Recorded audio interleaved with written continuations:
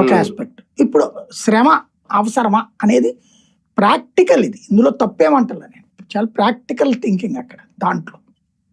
రెండవది విజయోత్సవాలు, ఏడాదికో విజయోత్సవం, 2 ఏడాదికో విజయోత్సవం, ఇదేమి పుట్టినరోజు కాదు కదా.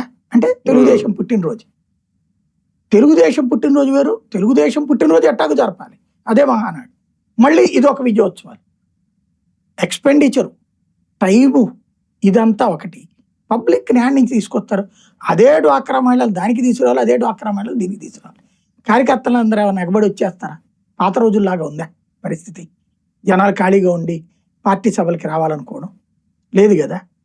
ఇక్కడ సమస్య ఎక్కడ వస్తుందయ్యా అంటే, వీళ్ళు కార్యక్రమం పెడతారు. ఇప్పుడు ఇదేమన్నారు, 3 చోట్ల 3 బహిరంగ సభలు అన్నారు కదా, మరి ఒక్క దగ్గర ఎందుకు ఆగింది? ఫస్ట్ తిరుపతిది క్యాన్సిల్, వైజాగ్ అన్నారు, మళ్ళీ వైజాగ్ దాగింది, తిరుపతికి వచ్చింది కదా.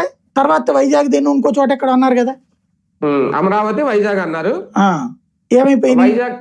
వైజాగ్ కూడా పెడుతున్నాం అన్నారు, మరి ఏమైంది లాస్ట్ మినిట్ లో? అదే అనేది, అది ఇవి ఈనాడు జ్యోతిలోనూ తెలుగుదేశం అనుకూల మీడియాలో ప్రొజెక్ట్ చేస్తున్నారు. అది వాళ్ళని అడిగి చేస్తున్నారో, వీళ్ళు చెప్పింది అని పాప వాళ్ళు రాస్తున్నారో అర్థం కావట్లేదు, వాళ్ళు చేయాల్సి వస్తుందో అర్థం కావట్లేదు.